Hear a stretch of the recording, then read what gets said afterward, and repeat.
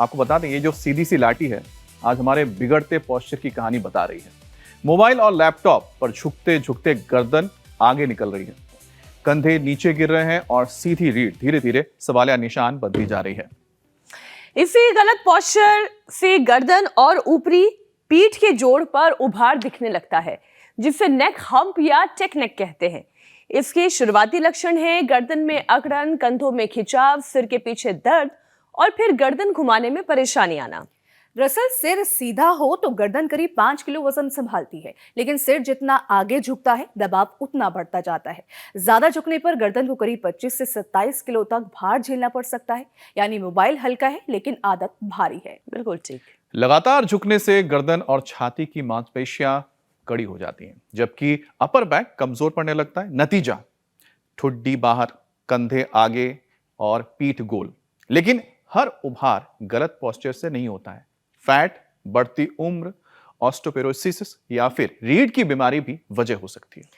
अगर दर्द कंधे से हाथ तक आ जाए और उंगलियों में झंझनाहट होने लगे, पकड़ कमजोर पड़े या चलने संतुलन में परेशानी आए तो इसे हल्के में ना लें। डॉक्टर से जांच कराएं, क्योंकि असर केवल गर्दन पर नहीं, नींद और रोजमर्रा के काम पर भी पड़ता है। बचाव आसान है। स्क्रीन आंखों की ऊंचाई पर रखें, मोबाइल ऊपर उठाकर देखें। हर 30 से 40 मिनट में ब्रेक ले। बहुत मोटे तकिए से बचें और चिन तक शोल्डर रोल, चेस्ट ओपनर और अपर बैक की एक्सरसाइज सही तरीके से करें। तो चलिए योग के जरिए शरीर की लकीर को फिर से लाठी की तरह ऐसी सीधी बनाते हैं, क्योंकि सही पोस्चर केवल व्यक्तित्व नहीं निखारता बल्कि पूरे शरीर का बोझ भी सही तरीके से संभालता है।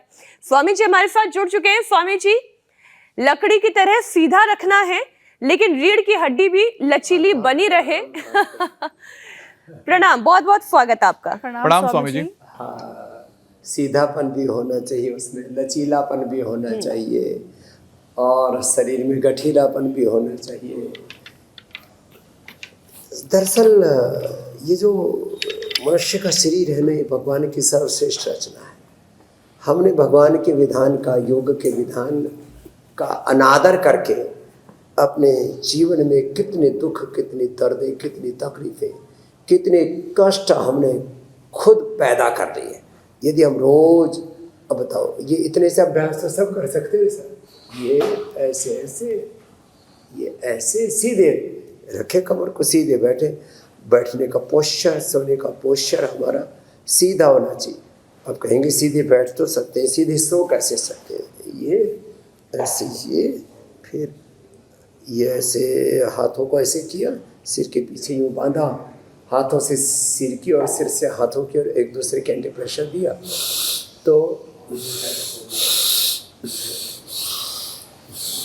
फिर ऐसे, और हाँ देखो सीधे बैठना, सिद्धासन, सुखासन, पद्मासन में कैसे भी बैठे, कुर्सी पर बैठे कैसे सीधे बैठना है तो ऐसे ही रीढ़ की हड्डी देखो ऐसे सीधी रहती है। इस पोस्चर में लेटते हैं, जब यूँ लेटते हैं, और भी बहुत प्रकार के उल्टे पुल्टे पोस्चर है लेटने के।